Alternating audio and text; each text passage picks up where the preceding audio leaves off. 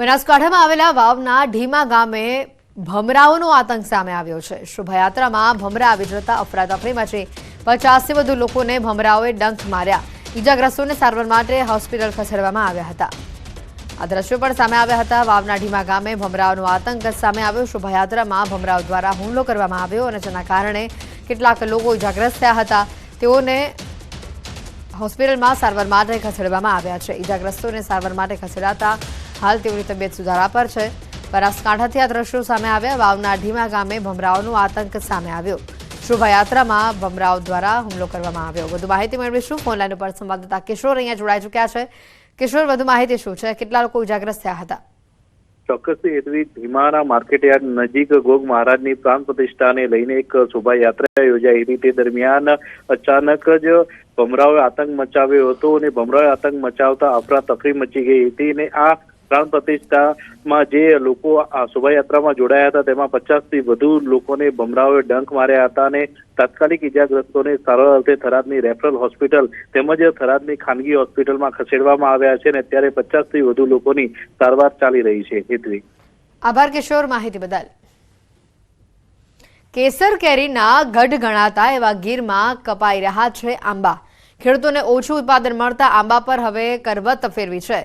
सामान्य रीते उनाळो आवता आंबा पर लटकती केरीओ जोईने खेडूतो अने केरी रसियाओ खुशखुशाल थई जता होय छे, परंतु गीर सोमनाथ जिल्लानी आंबावाड़ीओमां जे दृश्यो सामे आव्या छे ते घणा चिंताजनक छे। गीરની શાન ગણાતી કેસર કેરીના બગીચાઓ નષ્ટ થઈ રહ્યા છે। આંબાને પોતાના બાળકની જેમ ઉછેરીને મોટા કર્યા બાદ યોગ્ય ઉત્પાદન ન થતા મજબૂર બનેલા ખેડૂતો આંબા કાપી રહ્યા છે। ગ્લોબલ વોર્મિંગની અસરના કારણે આવક કરતા ખર્ચ વધી જતા કેસર કેરીના ખેડૂતો કરજદાર બન્યા છે, તો કેટલાક ખેડૂતો નવસર્જન માટે જૂના આંબા કાપી રહ્યા છે। આંબાના વૃક્ષો તારલા ગીરના સુરવા, ધાવા, હળમતિયા, વાડલા સહિતના ગામોમાં પણ કપાઈ રહ્યા છે। ગત વર્ષે આંકોલવાડી ગીર ગામે 20 વીઘાના આંબાના બગીચામાં 300થી વધુ આંબાના વૃક્ષોનું કટિંગ કરવામાં આવ્યું હતું। ખેડૂતો કહે છે કે વૃક્ષો પર કરવત ચલાવવા એ અમારું કાળજું કંપાવી નાખે છે, પરંતુ ના છૂટકે આવું અમારે કરવું પડે છે। છેલ્લા 5 વર્ષથી આંબાના બગીચાઓમાં ખર્ચ સામે નુકસાનની વેઠવી પડી રહી છે, માટે આંબાના વૃક્ષો કાપી અન્ય પાક તરફ તેઓ વળી રહ્યા છે।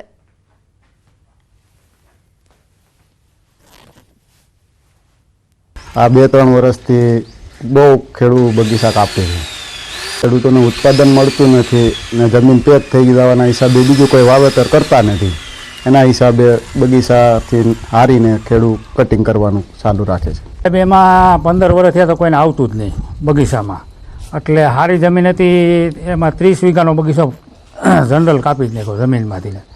અત્યારે એમાં મગ, અડદ વાવ્યા છે અને શેરડી વાવી, અને એક બગીચો અત્યારે નવીનીકરણ હાલે છે 12-13 વીઘાનો, એટલે એમાં એ ત્યાં 80 વર્ષના ઝાડવા। બગીચો 17 વીઘાનો બગીચો કપાઈ રહ્યું, કટિંગ થઈ રહ્યું છે। આ બગીચાનું કટિંગ કરીને એમાં ખુલ્લી ખેતીનું ઉત્પાદન લેશું, જેથી કરીને વળતર મળી રહે, સારા ભાવ મળે તો ખુલ્લા વળતર મળી રહે છે। છેલ્લા 5-6 વર્ષથી કટિંગનું પ્રમાણ વધારે વધ્યું છે। છેલ્લા લગભગ દર વર્ષે 200-300 વીઘા બગીચાનું કટિંગ થતું હશે। આખરે ગુજરાતે કરી બતાવ્યું। એવી મોબાઈલ વાન બનાવી જે દેશના કોઈ પણ ખૂણામાં જઈને વીજળી વગર જ પાણીના શુદ્ધિકરણનું કામ કરી શકશે। ભાવનગરમાં આવેલી અને ગુજરાતની એકમાત્ર સંસ્થા central salt marine research institute દ્વારા પાણીને શુદ્ધ કરવા અદ્યતન ટેકનોલોજી વિકસાવાઈ છે, જે માત્ર 12 પૈસા પ્રતિ લિટરના ખર્ચે ખારા અથવા ભામરા પાણીમાંથી પીવાલાયક શુદ્ધ પાણી ઉપલબ્ધ કરાવે છે। આ ટેકનોલોજી દ્વારા કુદરતી આફત સમયે વીજળી ન હોય ત્યારે પણ લોકોનું પીવાનું શુદ્ધ પાણી મળી રહેશે। Central Salt and Marine Chemicals Research Institute એ ભારત દેશની અગણ્ય સંસ્થાઓ પૈકીની એક છે, જે સંશોધન કરીને નવી ટેકનોલોજીઓ વિકસિત કરવા માટે ઘણી જાણીતી છે।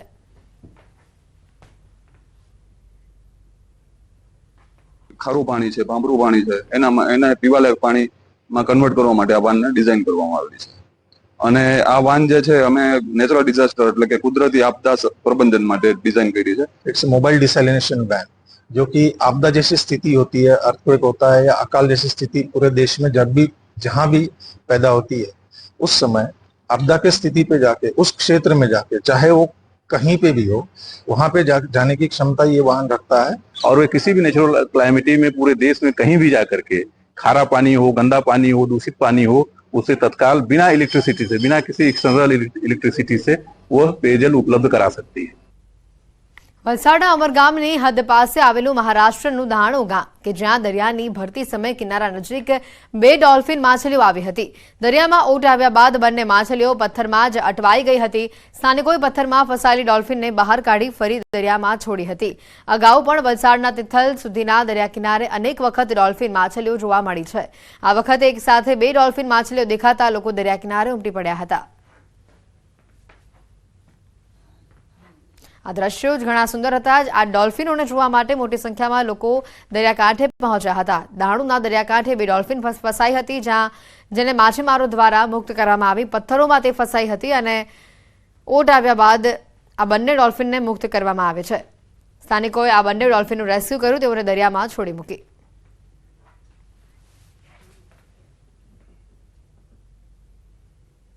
સમાચારોમાં હાલ રોકાઈશું એક બ્રેક માટે, પરંતુ તે પહેલા નજર કરીશું ટોપ 3 ખબરો પર. સુરતમાં મુંબઈ ક્રાઇમ બ્રાન્ચનું આજે પણ સર્ચ ઓપરેશન. 24 કલાકમાં દયા નાયકની ટીમ કરી હથિયારની શોધ, એક પિસ્તોલ અને મેગઝીન જપ્ત. વાપીમાં આપ નેતાનો પ્લાન, ભાજપ અગ્રણીના ઘરે પડાવી ધાડ, પ્લાન થયો નિષ્ફળ. પકડાયા કુલ 9 આરોપીઓ. દાહોદની ધાડપાડુ ગેંગનો ખુલ્યો ગુનાહિત ઇતિહાસ. કચ્છ ભુજના કુકમા ગામે સામૂહિક આપઘાતથી અરેરાટી, માતાએ 2 સંતાનો સાથે ટૂંકાવ્યું જીવન. આપઘાતનું કારણ હજી અકબંધ.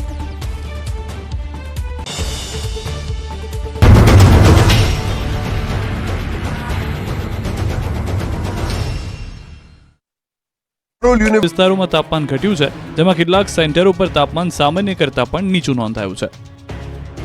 आने वाले अगले 5 दिन तक शुष्क मौसम का उम्मीद है और तापमान में अगले 3 दिन तक नो लार्ज चेंज है एंड लेकिन उसके बाद 4 दिन बढ़ने का उम्मीद है 2 to 3 डिग्री सेंटीग्रेड. આગામી 3 દિવસ સુધી ગરમીમાંથી રાહત મળશે, પરંતુ ત્યારબાદ ગરમીનો પારો ફરી ઉચકાવાની સંભાવના છે. એટલે કહી શકાય કે 2-3 દિવસ ગરમીમાંથી છુટકારો મળ્યા બાદ ફરી ભીષણ ગરમી સહન કરવાનો વારો આવી શકે છે. રાજ્યના મોટાભાગના વિસ્તારોમાં કાળઝાળ ગરમી પડી રહી છે, પરંતુ ડાંગનો નજારો જરા જુદો છે. ડાંગના વાતાવરણમાં અચાનક જ પલટો આવ્યો. વહેલી સવારે આહવા ખાતે વરસાદી ઝાપટું પડતા બફારા વચ્ચે વાતાવરણમાં ઠંડક પ્રસરી. એક તરફ હવામાન વિભાગે અંગ દઝાડતી ગરમીની આગાહી કરી છે, તો બીજી તરફ ડાંગથી વરસાદના દ્રશ્યો સામે આવ્યા.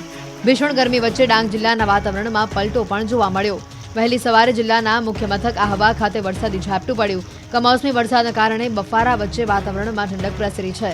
વાતાવરણમાં અચાનક આવેલા પલટા બાદ વરસાદ ખાબકતા ડાંગ જિલ્લાના ખેડૂતોમાં ચિંતા પ્રસરી હતી.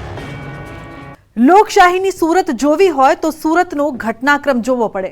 પહેલા કુંભાણીનું ફોર્મ રદ થવું અને પછી અપક્ષ અને નાના પક્ષના ઉમેદવારોના ફોર્મ પાછા ખેંચાવા અને મુકેશ દલાલને બિનહરીફ જાહેર થવા સુધીનો રાજકીય હાઈ વોલ્ટેજ ડ્રામાનો હવે અંત આવ્યો છે અને સુરતના મતદારોને જાણે કે મતદાનના અધિકારથી વંચિત રહેવાનો વારો આવ્યો.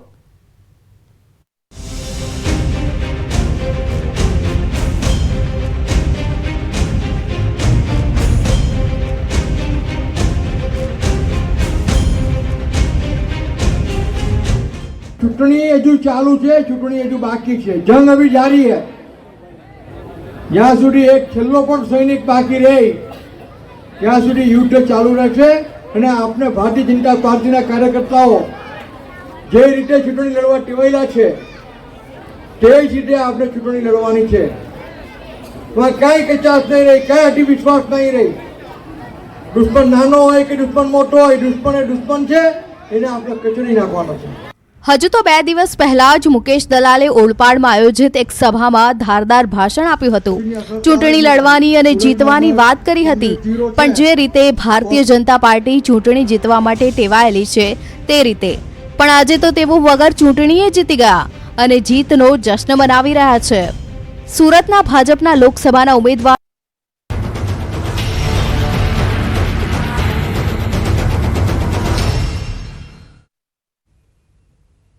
બ્રેક બાદ આપનું સ્વાગત છે. આગળ વધીએ અને સમાચારો તરફ. તો મુખ્યમંત્રી ભૂપેન્દ્ર પટેલે સાળંગપુરમાં કષ્ટભંજન હનુમાન દાદાના દર્શન કર્યા. બાદમાં તેઓએ બીએપીએસ મંદિરમાં પણ દર્શન કરવા પહોંચ્યા હતા. સાળંગપુર કષ્ટભંજન હનુમાન મંદિરમાં સંતો દ્વારા મુખ્યમંત્રી ભૂપેન્દ્ર પટેલનું સ્વાગત કરવામાં આવ્યું, જ્યાં તેઓ હનુમાન દાદાની આરતી ઉતારી પૂજાનો લાભ લીધો. બીએપીએસ મંદિરમાં પણ મુખ્યમંત્રી દ્વારા દર્શન કરવામાં આવ્યા. સીએમ ભૂપેન્દ્ર પટેલ સાળંગપુરમાં હનુમાન દાદાના દર્શન કર્યા અને આરતી પણ ઉતારી. કષ્ટભંજન હનુમાન દાદાની તેઓએ આરતી ઉતારી.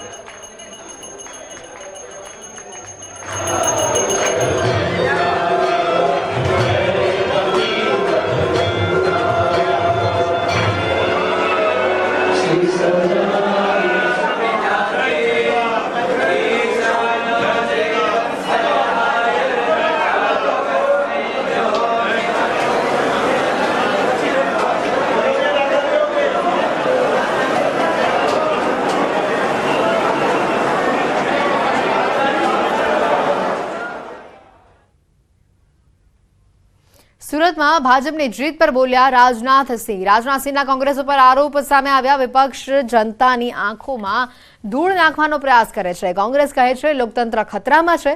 ભાજપનો ઉમેદવાર જીતે તો લોકતંત્ર ખતરામાં. જો વિરોધ પક્ષનો ઉમેદવાર જીત્યો હોત તો શું? गुजरात में सूरत में हमारा एक कैंडिडेट निर्विरोध जीत गया. भारतीय जनता पार्टी के जीतने का सिलसिला प्रारंभ हो गया और कांग्रेस के लोग और दूसरी राजनीतिक पार्टियां कह रही हैं ये लोकतंत्र के लिए खतरा है.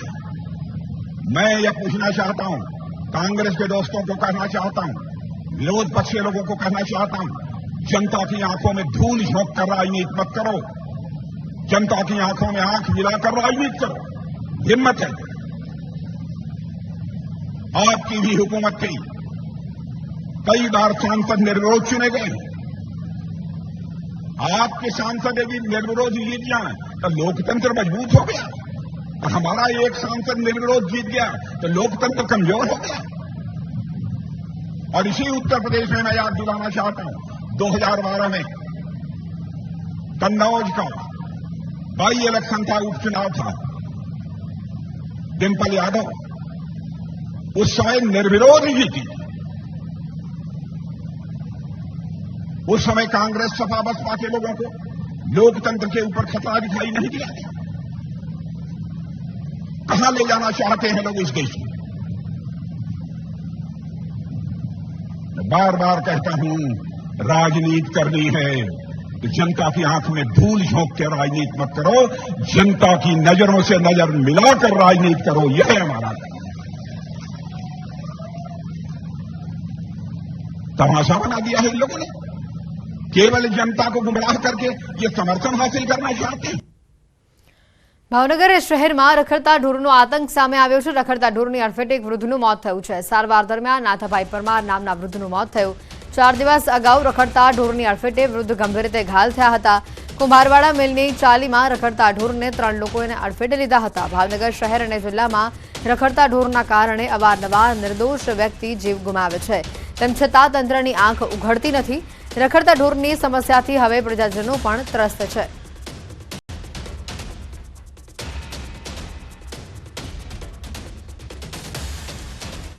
તો આ તરફ દ્વારકાના ખંભાળિયામાં રખડતા ઢોરનો ત્રાસ વધી રહ્યો છે. શહેરમાં જાહેર રોડ પર આખલાઓના યુદ્ધથી રાહદારીઓ અને વાહન ચાલકોના જીવ અદ્ધર થયા છે. જોધપુર ગેટ પાસે 1-2 નહીં પરંતુ 7 આખલા જાહેર રોડ ઉપર ચડી આવ્યા. 4 રસ્તા પાસે જ 7 આખલાઓ યુદ્ધ ચડ્યા. જાહેર રોડ પર 7 આખલા બાખડતા સ્થાનિકોના જીવ તો તાળવે ચોંટ્યા જ. વાહન ચાલકો પણ થોડા સમય માટે થંભી ગયા. આખલાના યુદ્ધમાં કેટલાક વાહનોને નુકસાન પણ થયું છે. રખડતા ઢોરના ત્રાસથી સ્થાનિકો ભારે પરેશાન છે.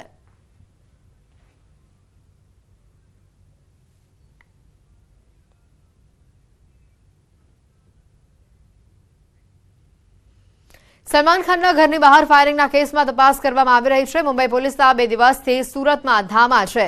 એન્કાઉન્ટર સ્પેશિયાલિસ્ટ દયા નાયકની ટીમની તપાસ હાલ તેજ થઈ રહી છે. મુંબઈ ક્રાઇમ બ્રાન્ચનું આજે પણ સર્ચ ઓપરેશન સામે આવ્યું. ગઈકાલે તપાસમાં નદીમાંથી કારતૂસ મળી આવ્યા હતા. શોધ કરતા નદીમાંથી એક પિસ્ટલ અને એક મેગઝીન પણ મળી આવ્યું છે. 24 કલાકમાં હથિયારોની શોધ થઈ છે. પોલીસને 2 રિવોલ્વર અને 4 મેગઝીન 17 રાઉન્ડ મળ્યા છે. આરોપીઓએ ભુજ જતી વખતે રિવોલ્વર તાપી નદીમાં ફેંકી હતી. તાજેતરમાં જ મુંબઈમાં ફિલ્મ અભિનેતા સલમાન ખાનના ઘરની બહાર ફાયરિંગ થયું હતું અને આ કેસમાં તપાસમાં ગુજરાત કનેક્શન બહાર આવ્યું હતું. મુંબઈ પોલીસે કચ્છના ભુજથી માતાના મઢના મંદિર પરિસરમાંથી 2 આરોપીઓને દબોચ્યા હતા. જો કે બંને આરોપીઓને લઈને મુંબઈ પોલીસ મહારાષ્ટ્ર રવાના થઈ ગઈ હતી.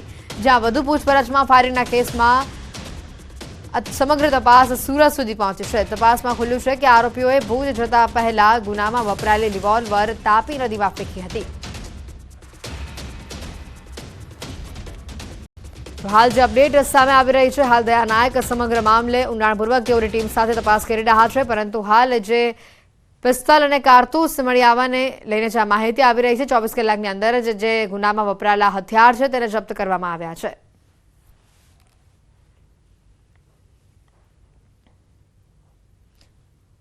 મુંબઈ પોલીસ ગઈકાલથી જ સુરતમાં છે. આજે તેઓની તપાસનો બીજો દિવસ છે. એન્કાઉન્ટર સ્પેશિયાલિસ્ટ દયા નાયક પણ આ તપાસમાં જોડાયા છે.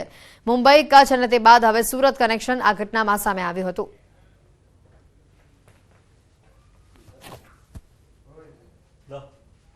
સમાચારોમાં અત્યારે ફક્ત આટલું જ. અંતમાં નજર કરીશું ટોપ 3 ખબરો પર. સુરતમાં મુંબઈ ક્રાઇમ બ્રાન્ચનું આજે પણ સર્ચ ઓપરેશન. 24 કલાકમાં દયા નાયકની ટીમે કરી હથિયારોની શોધ. એક પિસ્તલ, મેગઝીન જપ્ત. વાપીમાં આપ નેતાનો પ્લાન. ભાજપ અગ્રણીના ઘરે પડાવી ધાડ. પ્લાન થયું નિષ્ફળ. પકડાયા 9 આરોપીઓ. દાહોદની ધાડપાડુ ગેંગનો ખુલ્યો ગુનાહિત ઇતિહાસ. કચ્છ ભુજના કુકમા ગામે સામૂહિક આપઘાતથી અરેરાટી. માતાએ 2 સંતાનો સાથે ટૂંકાવ્યો જીવન. આપઘાતનું કારણ હજી અકબંધ.